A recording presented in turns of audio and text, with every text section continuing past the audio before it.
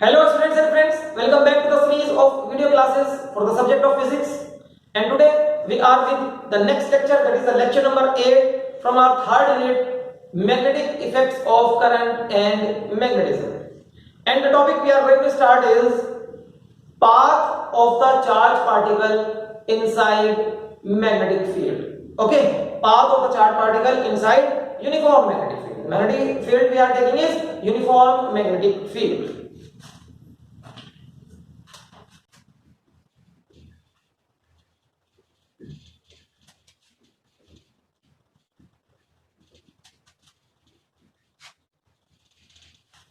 Charge of the path of the charge particle inside uniform magnetic field. Okay, so we are going to do this heading in three cases. We will divide our study in three cases, and the cases are selected according to the angle between the direction of velocity and direction of magnetic field. Okay, so the formula for the force acting on the charge particle when it is moving inside the magnetic field is F is equals to Q V B sin theta, and the force is known as magnetic Lorentz force. This we have studied in the previous lecture. Okay, और उसके बाद आपने ये भी देखा था कि किस तरह से ये फोर्स डिफरेंट एंगल्स पर जीरो या मैक्सिमम हो जाती है. ओके, तो वैसे ही अभी हमारे केसेस आने वाले हैं. सबसे पहले हम करेंगे first case, the angle between direction of velocity or the direction of when the angle between direction of velocity and the direction of magnetic field is either 0 degree or 180 degree. Okay, suppose we are having magnetic field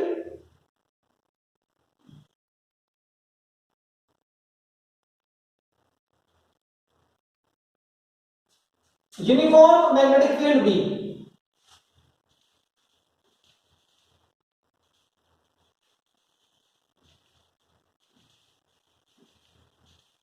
okay, uniform magnetic field है हमारे पास. इस magnetic field के अंदर मेरे पास let there be a charge particle, positive charge particle Q.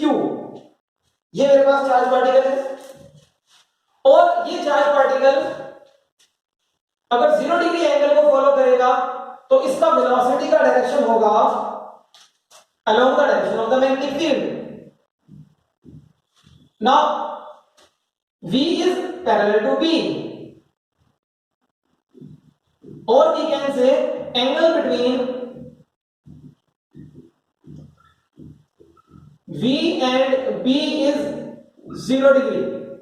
Okay, now using the formula for the magnetic Lorentz force. The formula for the magnetic Lorentz force यहाँ heading में ही लिख देते हैं Q V B sin theta. ये formula हमें magnetic Lorentz force का magnitude देगा. Okay, so the charge is Q, velocity उसके पास B है, B मैग्नेटिक फील्ड में वो मूव कर रहा है लेकिन उसका एंगल 0 है. sin 0 क्या होता है? 0. the force becomes 0. it means the force acting on this charge particle is 0. उसके ऊपर कोई फोर्स ही नहीं लग रही है. और अगर उसके ऊपर कोई फोर्स नहीं लग रही है तो जिस पाथ पर वो जा रहा था उसी पाथ पर कंटिन्यू करेगा. ठीक है, it will continue on its path only. अगर वो अपने ही पाथ पर कंटिन्यू करेगा, it means it will continue on straight path only which is parallel to the direction of magnetic field lines. Okay, so it means no force acting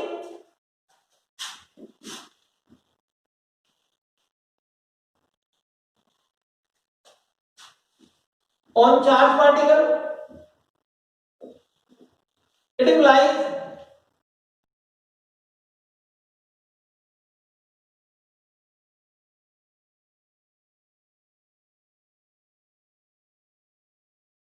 it means the force acting on the charge particle is 0. no force acting on the charge particle. कोई force नहीं लग रही तो उसका direction भी change नहीं हो पाएगा.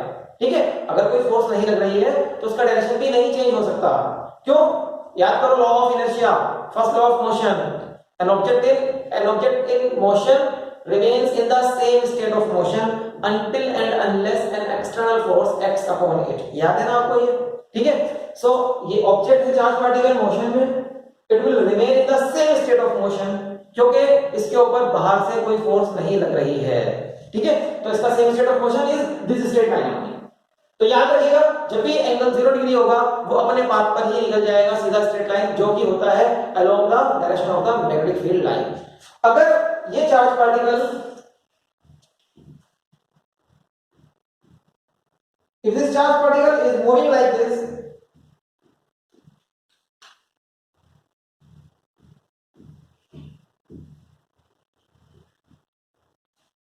V means when V is anti-parallel to B, इसका मतलब angle between V and B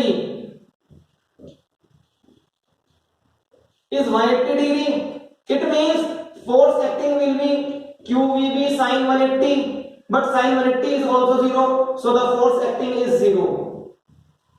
Again, the result is, since no force is acting on the charged particle, since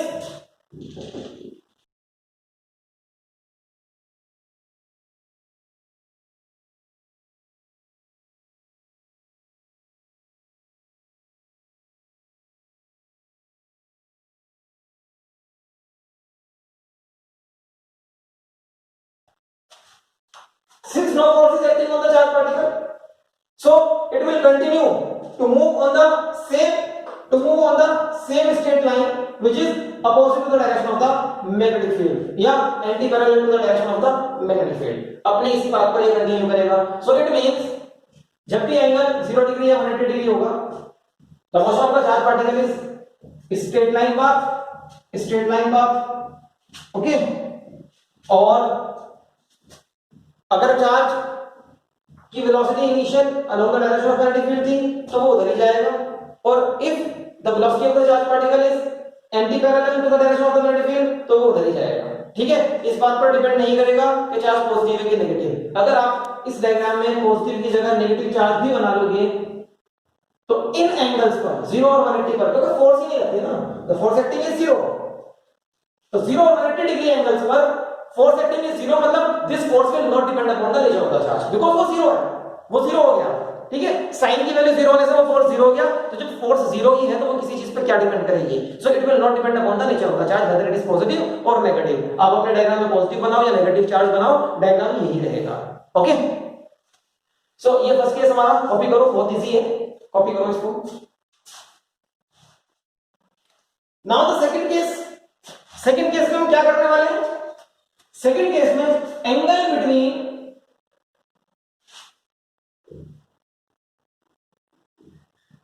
direction of velocity and direction of magnetic field is 90 degree. Theta की value 90 degree होगी इस formula में। In this formula we are going to place theta is equal to 90 degree. Okay, so पहले diagram create करते हैं अपना। Suppose magnetic field lines are perpendicularly inward into the plane of the paper या into the plane of the board, okay।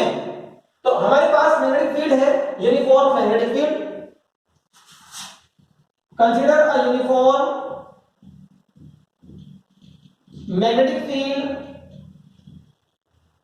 B acting perpendicularly inward into plane of paper, आप तो paper ही लिखेंगे ना, ठीक है, into plane of paper, perpendicularly inward into the plane of paper। तो ये हमारे पास कोई रीजन है और इस रीजन में मैग्नेटिक फील्ड लगा है। Suppose this is a region, काफी बड़ा रीजन है मेरे पास, और यहाँ मैग्नेटिक फील्ड है, और magnetic field lines are perpendicularly inward into the plane of the board या plane of the paper. Okay, कैसे शो करेंगे? इस चैप्टर के स्टार्टिंग में मैंने आपको बताया था, परपेंडिकुलरली इनवर्ड डायरेक्शन क्रॉस के साथ शो किए जाएंगे और परपेंडिकुलरली आउटवर्ड डायरेक्शन डॉट के साथ शो किए जाएंगे। ठीक है, this symbol is for perpendicularly inward and this for perpendicularly outward. तो मैं ये सिंबल बनाऊंगा, मैं सिर्फ क्रॉस बना रहा हूं, ठीक है, I will not encircle those crosses. So perpendicularly inward magnetic field lines in this region, and these magnetic field lines denotes uniform magnetic field perpendicularly inward into the plane of the board or plane of the paper. This magnetic field is B. Okay, perpendicularly inward into the plane of the paper. Now in this region I am having a positive charge. Suppose I am having a positive charge. ये मेरा positive charge है यहाँ plus Q, and the velocity of this charge is perpendicular to the direction of the magnetic field lines. Now check the diagram. सही बनाया ना मैंने? Velocity का direction magnetic field line से परपेंडिकुलर ही है. चेक करो, देखो magnetic field lines are perpendicularly inward into the plane of the ball. मतलब इस मार्कर के डायरेक्शन में मैग्नेटिक फील्ड लाइंस है like this. Okay, perpendicularly inward and velocity का डायरेक्शन इज दिस वन, ये. So the angle between these two markers is 90 degree. They are perpendicular to each other. So this angle is 90 degree. This is the angle theta जो हम इस फॉर्मूले में लिखने वाले हैं 90 डिग्री. ओके, ये है वो एंगल थीटा. ठीक, perpendicularly inward magnetic field and velocity theta. So this is the angle theta. Okay. So theta angle पर 90 डिग्री एंगल पर वेलोसिटी का डायरेक्शन है मैग्नेटिक फील्ड से. अब इस चार्ज के ऊपर क्या फोर्स लगेगा? Magnitude of the force. Magnitude of magnetic Lorentz force is F is equals to Q is the charge, V is its velocity, and B is the uniform magnetic field in which it is moving, and the angle at which it is moving is 90 degree to the direction of magnetic field. Okay. Sin 90 is 1 which is the maximum value for sin. अगर ये maximum value है sin की तो it means इस वक्त इसके ऊपर maximum magnetic Lawrence force लग रही है. The force acting on the charge particle is maximum and that force is QVB into 1 QV. This is maximum Lorentz force या magnetic Lawrence force. Okay, complete name लिख सकते हैं maximum magnetic Lorentz force. Now what about the direction of this force? जैसा कि हमने last lectures में बेटा सीखा कि हम कैसे इसका डायरेक्शन निकालते हैं. डायरेक्शन निकालने के लिए राइट हैंड थंब रूल है मेरे पास, और राइट हैंड थंब रूल में I will curl the fingers of right hand from V to B. Vector V से वेक्टर B की तरफ मुझे उंगली घुमानी है राइट हैंड की. तो वेक्टर V और वेक्टर B मैं फिर से अरेंज कर लेता हूं इन मार्कर्स की हेल्प से ही. V इधर है और B अंदर है. ठीक है, now right hand curl the fingers from V to B. V इधर है, B इधर है. V से B की तरफ फिंगर्स कर्ल करेंगे, V से B की तरफ फिंगर्स कर्ल करेंगे. So the direction of the force is this. ऐसे इसके ऊपर चार्ज पार्टिकल के ऊपर फोर्स लग रहा है. और ये हमें याद होगा कि this force acts perpendicular to the plane containing V and V. V और V इस प्लेन में है. इससे परपेंडिकुलर आना था फोर्स का डायरेक्शन, या तो ऊपर आएगा या नीचे आएगा. ठीक है, तो पॉजिटिव चार्ज के लिए देखो पॉजिटिव चार्ज है, डायरेक्शन हम राइट हैंड थंब रूल से पता कर लेते हैं. परपेंडिकुलरली अपवर्ड आ रहा है इस प्लेन से. Okay, this is the plane जिससे परपेंडिकुलरली अपवर्ड फोर्स का डायरेक्शन आ रहा है. तो ये फोर्स का डायरेक्शन मैं मार्क कर लेता हूं इसके अंदर. Let me mark the direction of the force. This is the direction of the force F. This is the direction of this force, which is perpendicular to V as well as perpendicular to B. Perpendicular to V as well as perpendicular to B. और आपको ये याद होगा 11th class की study से, बल्कि ये चीजें 10th में भी पढ़ाई जाती हैं कि whenever a force acts perpendicular to the direction of motion, this is the direction of motion now. Whenever a force acts perpendicular to the direction of motion, it provides the centripetal force. It provides the centripetal force to the object so that it can move in a circular path.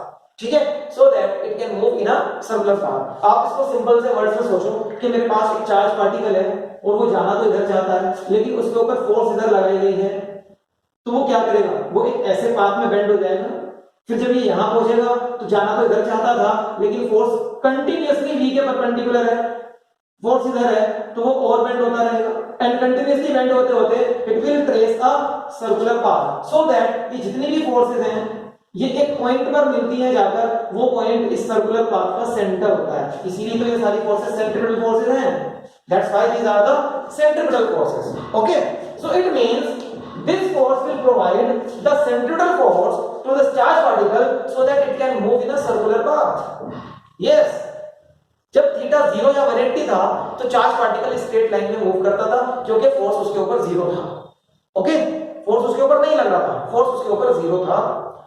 But अभी उसके ऊपर maximum magnetic लोरेंट्ज force लग रहा है क्योंकि theta 90 degree है और वो फोर्स भी perpendicular to the direction of motion है. मींस वो फोर्स इस पार्टिकल को सर्कल में बेंड करेगा क्योंकि वो force perpendicular to the direction of motion है, उसका डायरेक्शन सेंट्रीपिटल फोर्स वाला डायरेक्शन है. It is providing necessary centripetal force for the circular motion to take place. Okay, so this force being, ये हमारा स्टेटमेंट होगा.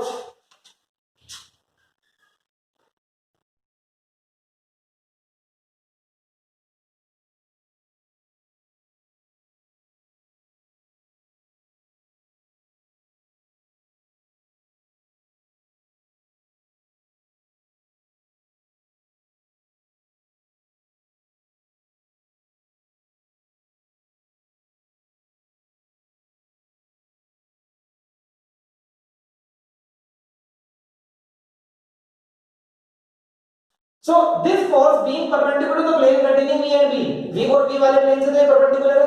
Also the force is always perpendicular to the direction of motion, हमेशा direction of motion से perpendicular होती है.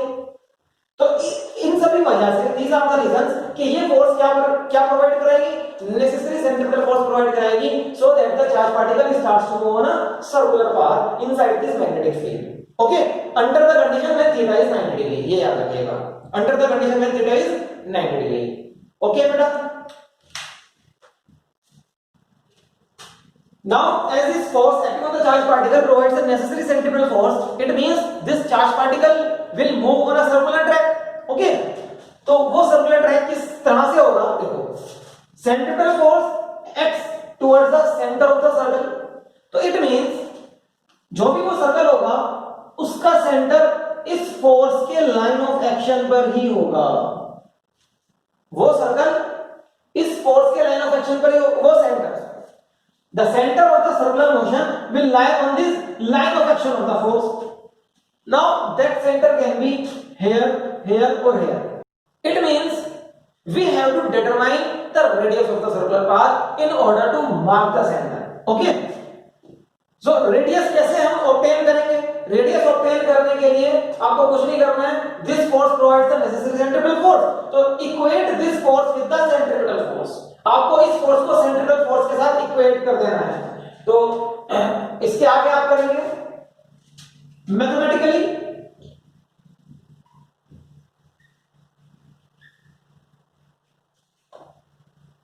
QVB is equals to mv square by r. QVB is a magnetic Lorentz force. This provides the necessary centripetal force for the circular motion. Okay, the formula for the centripetal force is mass into square of the speed upon radius of the circular path, where r is the radius of the circular path. Where r is the radius of the circular path. So we can obtain the formula for r. एक p से एक p cancel हो जाएगा, r को इधर लाएंगे. The formula for r is mv upon qb. This is the formula for the radius of the circular path. अब एक बार आपको अगर रेडियस पता चल गई तो आप रेडियस के according the distance equal to radius mark करो. ये पॉइंट मेरा सेंटर होगा, ठीक है. Suppose this is the centre, मेरे को सेंटर मिला, दिस सेंटर इज o, मान लो ये o है centre. Okay, now I have the radius, I have the centre, और मेरे को पता है कि सर्कुलर मोशन यहां से ऐसे कंप्लीट कराना है. I can mark the circular track on which this charge particle is moving. तो मैं सर्कुलर ट्रैक को मार्क कर देता हूं.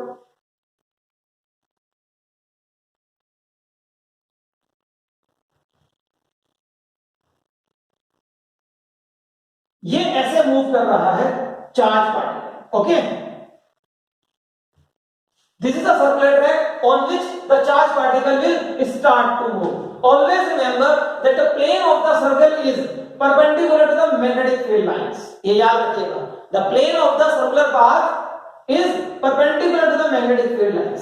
Okay, so whenever the angle between direction of velocity and direction of magnetic field is 90 degree, the force, the magnetic Lorentz force acting on the charged particle is maximum, that is QEB, and as the force is always perpendicular to the direction of the motion, always perpendicular to the direction of the motion, so it provides the necessary centrifugal force to the charged particle so that it can move on a circular track, and the radius of the circular track is given by this relationship जो हमने अभी यहाँ पर एक छोटे से derivation से obtain की है, R is equals to mv upon qb. Now what is mass into velocity? This product is known as momentum, linear momentum. So आप इस फॉर्मूले को ये भी बोल सकते हो, R is equals to linear momentum upon qb, linear momentum upon qb. ठीक है, डायरेक्टली अगर मोमेंटम पता है तो mv upon qb. ओके, सो एक चीज यहां पर इतना क्लियर हुआ कि रेडियस हमारे सामने है. ठीक है, अभी मैं यहां पर ये कितने टाइम में एक राउंड कंप्लीट करेगा वो टाइम भी कैलकुलेट करना चाहता हूं. उस टाइम को कैसे कैलकुलेट करेंगे, बट बिफोर दैट आप इसको इतना कॉपी करें बेटा, उसके बाद हम इसका टाइम निकालेंगे कि time taken for one round कितना होता है.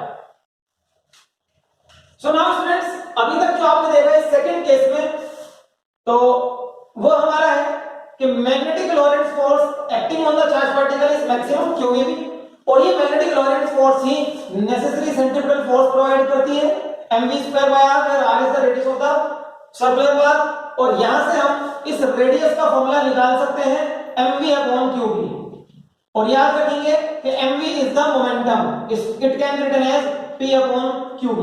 okay, p upon qb. now this is very important formula, इसको आप याद कर लें. इस फॉर्मूले के ऊपर कॉन्सेप्चुअल क्वेश्चंस भी आते रहते हैं, 1 मार्क्स क्वेश्चंस. ओके, तो बहुत इंपॉर्टेंट फॉर्मूला है. अभी आगे मेरे को करना है time taken to complete one circular path, time taken to complete one circular path, और इस टाइम को आप बोलेंगे time period. This time is known as time period. So time taken to complete one circular path, ये मेरी अभी इसमें सब हेडिंग है. टाइम, अब बताओ मेरे को कि ये circular motion uniform circular motion है क्या? इस दिशा यूनिफॉर्म सर्कुलर मोशन, क्या इस सर्कुलर मोशन में चार्ज पार्टिकल की स्पीड कांस्टेंट है? Yes, the speed is constant v, because the force acting is always perpendicular to the direction of velocity. So ये फोर्स इस वेलोसिटी के मैग्नीट्यूड को कभी चेंज नहीं कर पाएगा, ये सिर्फ इसका डायरेक्शन ऑफ मोशन चेंज कर सकता है. Okay, so magnitude of velocity या कह सकते हो speed remains constant on the circular path. So ये यूनिफॉर्म सर्कुलर मोशन है, और अगर स्पीड कांस्टेंट है तो ये हर बार अपना राउंड सेम टाइम में कंप्लीट करेगा, इसीलिए आप उसको टाइम पीरियड कह सकते हैं, time period of its circular motion. Okay, इस सर्कुलर मोशन का टाइम पीरियड क्या होगा? Time period means time, let that time period is denoted by letter t. So time period means time, and time for any motion can be written as ऐसा for any uniform motion. ठीक है, तो ये uniform circular motion है. Time for uniform circular motion can be written as distance of one circular path which is 2 by r. circumference 2 by r होता है ना, एक सर्कुलर पाथ का डिस्टेंस क्या हो जाएगा? 2 by r, where r is this radius. r ये radius है यहाँ पर. Okay, upon speed with which the particle is moving. Okay, distance upon speed जो टाइम होता है. अब मेरे को ये r रिप्लेस करना है with this equation. Let this equation is equation number 1. यहां से रिप्लेस करेंगे using equation 1. We get t is equals to 2 pi upon v, r के प्लेस पर r का वैल्यू रखेंगे mv upon qb, mv upon qb. now v cancels v, 2 pi m upon qb, v cancel हो गया, फॉर्मूले में v नहीं है. इट मींस ये टाइम पीरियड इस पार्टिकल की स्पीड पे डिपेंड नहीं करता. What a wonderful formula. देखो इस फॉर्मूले की इंपॉर्टेंस क्या है, इस फॉर्मूले की ब्यूटी क्या है यहां पर, time of motion is independent of speed. ऐसा हो सकता है क्या कि आप स्पीड चेंज कर रहे हैं किसी मोशन की और उसका time taken to complete that motion change ना हो? Is this possible? But mathematically it is possible है, mathematically it is possible. Time period is independent of velocity, check करो, is independent of speed, check करो यहां पर, speed फॉर्मूले में नहीं है ना, it is independent of speed. वो स्पीड कुछ भी हो, टाइम यही रहेगा। This is the other way to state this formula कि स्पीड कुछ भी हो इस चार्ज पार्टिकल की, whether it is moving with 1 meter per second or it is moving with 100 meter per second, time इतना ही रहना है until and unless उसका मास चेंज ना हो। मास तो चेंज होएगा नहीं until and unless उसका मास चेंज ना हो। मास चेंज नहीं होगा, नीचे उसका चार्ज लिखा है वो भी चेंज नहीं होगा कि आपने जिस चार्ज का पार्टिकल लिया उसके पास तो उतना ही चार्ज रहना है। मैग्नेटिक फील्ड ऑलरेडी हमने यूनिफॉर्म लिया है। सो m, q और b ये तीन फैक्टर्स तीनों ही यहां पर कांस्टेंट है, 2 पाई तो पहले ही कांस्टेंट है, तो इसका मतलब ये हुआ ना, it means this time period is constant, this time period is constant. इसके आगे कांस्टेंट लिख दो, this time period is constant for given particle moving in uniform magnetic field B, uniform magnetic field. Okay, ये formula constant time period देता है इस condition में, और स्पीड पे तो चेंज ही नहीं कर रहा। आप स्पीड चेंज कर लो, इसका टाइम पीरियड चेंज नहीं होगा। क्या ये पॉसिबल है? मैं इसकी स्पीड बढ़ा देता हूं, अगर मैं इसकी स्पीड बढ़ाऊंगा तो इट मींस इसको ये सर्कुलर पाथ को कम टाइम में कवर करना चाहिए। अभी हमको यही समझ में आ रहा है, ठीक है, बट ये फॉर्मूला मना कर रहा है ऐसा नहीं होगा। अगर ऐसा नहीं होगा तो आपको खुद सोचना चाहिए कि ऐसा क्यों नहीं होगा कि मैं इसकी स्पीड बढ़ाऊं और टाइम फिर भी उतना लगे। How is this possible? ऐसा क्या हो रहा है यहां पर कि स्पीड बढ़ाने पर टाइम पीरियड कम नहीं होता या स्पीड कम करने से टाइम ज्यादा नहीं लगता? Why is it so? आपको ये सब सोचना होगा with the help of this formula.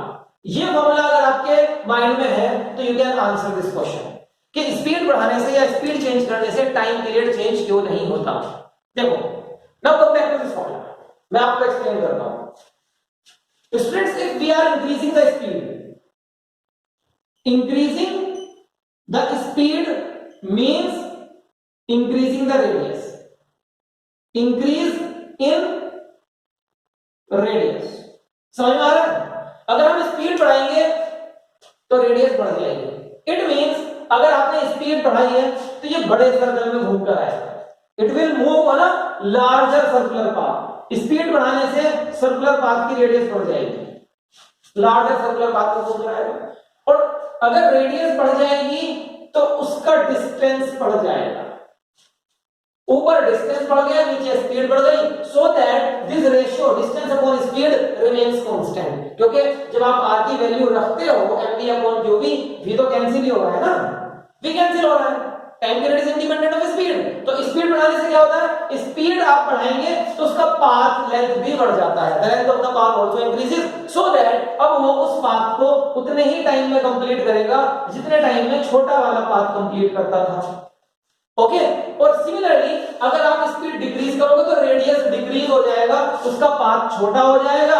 अब वो छोटे पाथ को भी उतने ही टाइम में कवर कर लेगा जितने टाइम में वो ओरिजिनल पाथ कवर कर रहा था, क्योंकि स्पीड कम करने से पाथ की लेंथ कम हो गई। ठीक है, तो इट मींस अगर हम स्पीड इंक्रीज करते हैं पाथ लेंथ इंक्रीज हो जाती है, so that the time period remains constant, and if we decrease the speed path length decrease हो जाती है, so that the time period remains constant. Ultimately we can say that the time period of the circular motion of the charged particle inside the magnetic field is independent of its speed. This is very important result. इसको आप important part करके लिख लें। Time period of the motion of the charged particle inside uniform magnetic field is independent of its speed. लिख लो इसको, mark कर लो इसको, ठीक है। So very important result we have obtained. Okay, ये result आपको याद रखना है.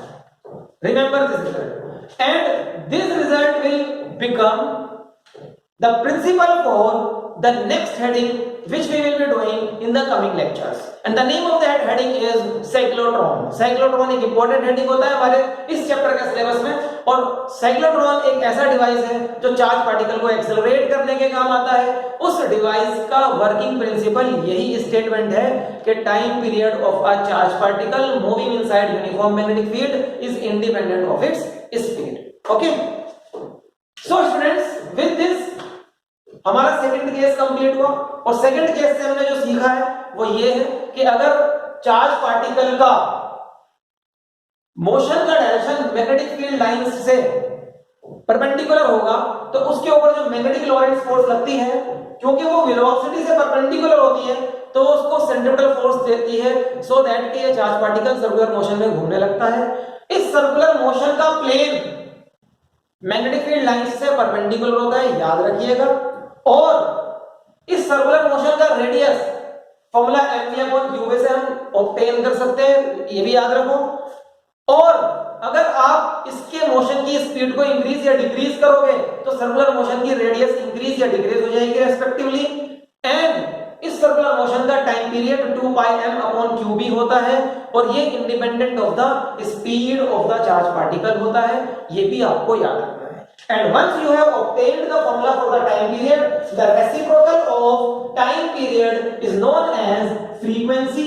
तो frequency का formula हो जाएगा इसका reciprocal qb/2πm. This is the frequency of the charge particle moving inside the magnetic field, uniform magnetic field. और frequency से अगर angular frequency obtain करना चाहते हो तो angular frequency क्या होता है? Angular frequency होता है omega is equals to 2πf. तो फ्रीक्वेंसी के फॉर्मूला में 2π मल्टीप्लाई कर दोगे तो वो 2π से 2π कैंसिल हो जाएगा, और एंगुलर फ्रीक्वेंसी का फॉर्मूला होगा qb/2π तो कैंसिल हो रहा है m, टाइम पीरियड उसका रेसिप्रोकल फ्रीक्वेंसी, और 2π से मल्टीप्लाई करोगे तो angular frequency. Since time period is independent of the speed of the charge particle inside the magnetic field, so is the frequency and angular frequency. Frequency और angular frequency भी charge particle जो कि move कर रहा होता है uniform magnetic field में independent होता है उस चार्ज पार्टिकल की स्पीड से। ठीक है, टाइम पीरियड, फ्रीक्वेंसी और एंगुलर फ्रीक्वेंसी तीनों ही वेलोसिटी से इंडिपेंडेंट है, याद रखो। ओके स्टूडेंट्स, ये कॉपी करो, फिर देखते हैं कुछ पॉइंट्स बाकी हैं तो वो भी कराएंगे। सो अभी तक जो हमने फॉर्मूले इस सेकंड केस में ऑब्टेन किए हैं वो है radius of the circular path के लिए mv/qb, time period of this circular path 2πm/qb, time period का रेसिप्रोकल होता है फ्रीक्वेंसी qb/2πm, और एंगुलर फ्रीक्वेंसी हो जाएगा qb/m। टाइम पीरियड, फ्रीक्वेंसी और एंगुलर फ्रीक्वेंसी सब इंडिपेंडेंट है of the speed of the charge particle moving inside the uniform magnetic field. Okay, हाँ, रेडियस स्पीड पे डिपेंड करता है, स्पीड बढ़ाओगे रेडियस बढ़ेगा, स्पीड कम करोगे रेडियस कम हो जाएगा। ओके, ये चीजें भी हमने सीखी। अभी जो मेरा एक लास्ट पॉइंट रह गया है, अगर मैं पॉजिटिव चार्ज की जगह नेगेटिव चार्ज ले लूं तो क्या होगा, ये पॉइंट बाकी है। If we are replacing this charge through with a negative charge, magnitude तो चार्ज का सेम रखना है लेकिन उसका नेचर पलट दो, उसका नेचर अपोजिट कर दो। पॉजिटिव के लिए सब कुछ सीख लिया, नेगेटिव आएगा तो क्या करोगे, परेशान होगे क्या? नेगेटिव आएगा तो क्या करोगे? चलो यहीं पर बनाते हैं डायग्राम नेगेटिव के लिए। सपोज इस Q चार्ज की जगह नेगेटिव चार्ज, पॉजिटिव की जगह नेगेटिव चार्ज आ जाए लाइक दिस। नेगेटिव चार्ज की स्पीड बिल्कुल ठीक ऐसे जैसे इसकी v है, इसकी भी v होगी। नेगेटिव चार्ज ये Q था पॉजिटिव, ये भी नेगेटिव Q होगा लेकिन, ठीक है। ये P मैग्नेटिक फील्ड में है, ये इसी मैग्नेटिक फील्ड में है। इस मैग्नेटिक फील्ड को एक्सटेंड कर देते हैं नीचे तक, ये मैग्नेटिक फील्ड यहां पर लग रहा है B। Okay, uniform magnetic field perpendicularly inward into the plane of the paper या प्लेन ऑफ द बोर्ड। आप पेपर पे बना रहे हैं तो आप पेपर लिख सकते हैं। ये मेरा मैग्नेटिक फील्ड यहां तक है, पूरा नीचे तक। अब क्या होगा, नाउ व्हाट विल हैपन, आप देखो मैथमेटिकली क्या हो रहा है। क्या Q की वैल्यू चेंज हुई? नहीं हुई। क्या B की वैल्यू चेंज हुई? नहीं हुई। V की वैल्यू चेंज हुई? नहीं हुई। ठीक है, so none of these factors is changing. Q change नहीं हो रहा, बी चेंज नहीं हो रहा, वी चेंज नहीं हो रहा। और अगर मास भी चेंज ना हो, अगर मास भी चेंज ना हो, सपोज पॉजिटिव पार्टिकल और नेगेटिव पार्टिकल दोनों सेम मास के हैं, ठीक है, मैंने इनका नाम प्रोटॉन और इलेक्ट्रॉन नहीं लिया, प्रोटॉन और इलेक्ट्रॉन अलग अलग मासेस के होते हैं, मैं सिर्फ पार्टिकल बोल रहा हूं। सपोज ये दोनों पार्टिकल्स एक ही मास के हैं, चलो मास भी कांस्टेंट हो गया, तो इसका मतलब रेडियस तो चेंज नहीं होगा। इट मींस अगर सारे वेक्टर्स इक्वल हैं तो सिर्फ और सिर्फ only by changing the nature of the charge particle radius change नहीं होने वाला। रेडियस को अगर चेंज करना है तो इनमें से किसी फैक्टर को चेंज होना पड़ेगा, एम वी क्यू बी में से किसी फैक्टर को चेंज होना पड़ेगा। वो फैक्टर्स हमने बोल दिए कि चेंज नहीं हो रहे, so radius will not change. अब अगर रेडियस चेंज नहीं हो रहा है तो क्या ये भी इसी तरीके से सर्कुलर मोशन में आ जाएगा? क्या ये भी इसी तरीके से सर्कुलर मोशन में आएगा? क्या इसका भी सर्कुलर पाथ यही होगा? नो, इसका सर्कुलर पाथ ये नहीं होगा, because the direction of the centripetal force जो इस पे है वो डायरेक्शन इस पे नहीं होगा। कैसे आएगा सर सेंट्रिपेटल फोर्स का डायरेक्शन? आपको याद होगा v cross b, right hand thumb rule से आता है।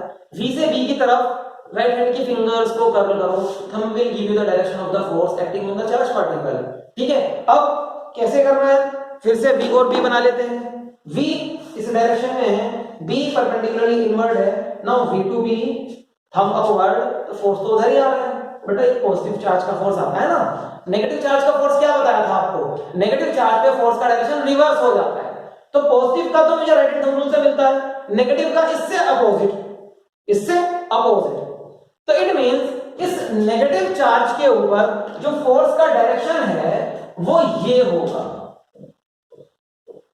and this force is always perpendicular to the direction of the motion, so it will again provide the centripetal force so that this negative charge will also move in a circular track, और उसका circular track ये centre तो इधर होगा ना कहीं, तो उसका circular track ये होगा।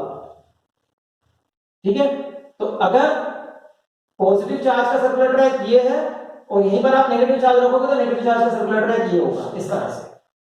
ठीक, टाइम पीरियड अगेन सेम आएगा, इसका टाइम पीरियड भी इंडिपेंडेंट ऑफ इसकी स्पीड ही रहेगा।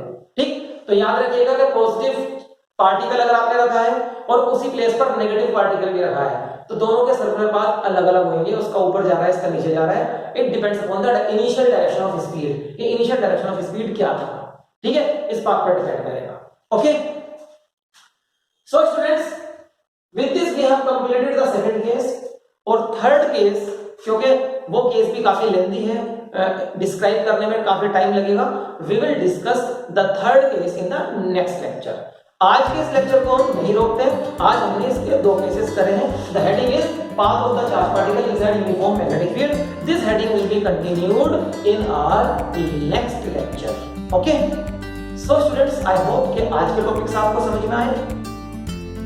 और देखो, मैंने आपको इस चैप्टर के इस यूनिट के स्टार्टिंग में भी बोला था कि इस यूनिट में डायरेक्शंस बहुत इंपॉर्टेंट हैं समझने के लिए। सो मैं आपको फिर एडवाइस करूंगा कि डायरेक्शंस आप अच्छे से समझने की कोशिश करें। मैंने पीछे कुछ टॉपिक्स आपको थ्री डायमेंशनली इजीली करके दिखाए थे, ठीक है, जिससे कि आपको डायरेक्शन अच्छे से समझ में आए। तो डायरेक्शन समझने का बेटा एक ही तरीका है यहाँ पर कि आप खुद से चीजों को अपने आगे करके देखें, कुछ ऑब्जेक्ट्स उठा लें कि वो किस तरह से, जैसे कि फॉर एग्जांपल ये चार्ज पार्टिकल की जगह कोई एक छोटी बॉल ले लें अपने हाथ में और थ्री डायमेंशनली सोचें कि मैग्नेटिक फील्ड का डायरेक्शन अगर इधर होगा तो चार्ज पार्टिकल उसके अंदर किस तरह से मूव कर रहा होगा, like this.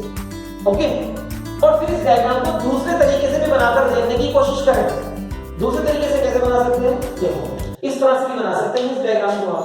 Suppose this is the coordinate system, ये मेरा एक्स एक्सिस है, ये मेरा वाई एक्सिस है, ये मेरा positive direction of Z axis है, and this is the origin. जैसा कि मैंने आपको पहले भी बताया था कि बॉटम लेफ्ट हैंड कॉर्नर को ओरिजिन मान लो, एक्स वाई जेड एक्सिस सामने आ जाएंगे। ठीक है, अभी मेरे इस डायग्राम में मैं आपको बता दूं अगर कि मैग्नेटिक फील्ड का डायरेक्शन परपेंडिकुलरली अपवर्ड है, वाई एक्सिस की तरफ है, यूनिफॉर्म मैग्नेटिक फील्ड लग रहा है लेकिन परपेंडिकुलरली अपवर्ड लग रहा है, लाइक दिस। ओके, ऐसे आप समझो कि ये रूम मेरा थ्री डायमेंशनल स्पेस है, वो bottom left hand corner origin है, और इस रूम में मैग्नेटिक फील्ड का डायरेक्शन रूफ से सीलिंग की तरफ है, पूरे रूम में। ओके, ऐसा समझेंगे आप इसको। इस रूम के फ्लोर पे कहीं कोई चार्ज पार्टिकल है, फ्लोर मार्क कर लें, करते हैं। सपोज ये फ्लोर है, this is the floor of the room, this is the floor of the room. ठीक है, ये फ्लोर है, इधर एक वॉल होगी, इधर भी एक वॉल होगी, है ना, इस तरह से पूरा ये रूम बन जाएगा मेरा, ये फ्लोर है, दिस इज द फ्लोर। इस फ्लोर पे कहीं एक चार्ज पार्टिकल है अभी, और उस चार्ज पार्टिकल को मैंने फ्लोर पे एक डायरेक्शन दिया मूव करने के लिए, लाइक दिस। अब आप मेरे को बताओ क्या V और B में डायरेक्शन क्या है, what is the angle between V and B। देखो इसको ऐसे समझ सकते हैं, I will try to explain you. Now students, now I have a plane which is the floor of the room, ठीक है, आप इस प्लेन को फ्लोर ऑफ द रूम समझेंगे, ठीक। अभी इस फ्लोर के ऊपर एक चार्ज पार्टिकल है, suppose the charge particle is on this floor. अभी वो चार्ज पार्टिकल मान लो यहां कहीं है, ठीक है, यहां पर कोई चार्ज पार्टिकल है, और इस रूम में अपवर्ड डायरेक्शन में मैग्नेटिक फील्ड है, suppose the direction of magnetic field is upward like this. ये मार्कर का डायरेक्शन मैग्नेटिक फील्ड का डायरेक्शन है, okay, this is the direction of the magnetic field. ये कुछ मैग्नेटिक फील्ड लाइंस मैं यहां पर आपके सामने कर देता हूं लाइक दिस। ये magnetic field lines red marker से मैंने शो कर दी, ओके। अभी मैग्नेटिक फील्ड लाइंस है और यहां पर एक चार्ज पार्टिकल है, और इस चार्ज पार्टिकल को मैंने वेलोसिटी का डायरेक्शन दिया है, और वेलोसिटी का डायरेक्शन है along the floor only like this. अब मेरे को बताओ ये वेलोसिटी का डायरेक्शन है, this is the direction of the velocity and this is the direction of the magnetic field. Now what is the angle between V and B? The angle between V and B is 90 degree. एक horizontal है, एक vertical है, horizontal और vertical के अंदर, horizontal और vertical के बीच में डायरेक्शन 90 डिग्री होता है, परपेंडिकुलर होता है, ठीक है। और अगर ये एंगल 90 डिग्री है तो जो अभी आज पूरा आपने सेकंड केस पढ़ा था वो सब यहां अप्लाई हो जाएगा। इट मींस इस चार्ज पार्टिकल का direction of motion circular motion में कैंसिल, इट मींस इस चार्ज पार्टिकल का मोशन क्या हो जाएगा, सर्कुलर मोशन हो जाएगा। इसका path of the motion will be circular. क्यों? क्योंकि इस पे लगने वाली जो फोर्स होगी वो हमेशा V के परपेंडिकुलर होगी। अब V के परपेंडिकुलर किधर होगी? इधर होगी, इधर होगी, ऊपर होगी, नीचे होगी। It is perpendicular to the plane containing V and B। अब देखो V और B वाला प्लेन क्या है, V is horizontal and B is vertical, तो इस प्लेन के परपेंडिकुलर या तो इधर होगी या इधर होगी। अब इन दोनों में से कौन सा डायरेक्शन होगा? V क्रॉस B कर लो राइट हैंड से, V क्रॉस B करते हैं, V इधर है, B इधर है, राइट हैंड से V क्रॉस B, तो thumb in the direction of the force. और अगर ये पॉजिटिव चार्ज है तो फोर्स इधर लग रही होगी। सपोज ये पॉजिटिव चार्ज ही है मेरा, this is the positive charge only, ये पॉजिटिव चार्ज ही है, तो इस पे फोर्स किधर लग रहा होगा? इस पे फोर्स ऐसे लग रहा होगा, इधर कहीं, तो इसका सेंटर इस लाइन पे कहीं होगा, इस लाइन पर कहीं सेंटर होगा, और उसके अकॉर्डिंगली ये रेडियस हो जाएगा और ये सर्कुलर पाथ कंप्लीट हो जाएगा, ठीक है। ये सर्कुलर पाथ मेरा कंप्लीट हो जाएगा like this. So this charge particle will be moving on this circular path. और मैग्नेटिक फील्ड लाइंस कैसी हैं? Vertically upwards. देखो अब मैग्नेटिक फील्ड लाइन से परपेंडिकुलर है ना plane of the circular path, यही बोल रहा था मैं आपको यहां पर भी कि plane of the circular path is perpendicular to the direction of the magnetic field. So इस पूरे को आप समझ सकते हैं इस तरह से कि ये चार्ज पार्टिकल का सर्कुलर ट्रैक है और charge particle is moving like this on a circular path. Magnetic field lines ऐसे हैं वर्टिकली अपवर्ड्स, ठीक है, and the plane of the charge particle and the plane of the circular motion of the charge particle is perpendicular to the direction of the magnetic field lines। तो वही diagram दूसरे angle से, ठीक है। Be prepared with such minor changes in the diagrams। ऐसे minor changes create करके ही diagram को नया लुक दिया जाता है, लेकिन क्वेश्चन वही पुराना होता है, ठीक है। तो इन सब चीजों को आपको समझना है बेटा, और इन सब चीजों को समझेंगे तो ही इस चैप्टर के, इस यूनिट के क्वेश्चंस को आप सक्सेसफुली कर पाएंगे। Okay, so with this we have completed the lecture today and I hope कि आपको ये चीजें अच्छे से समझ में आ रही हैं and you are enjoying this unit also।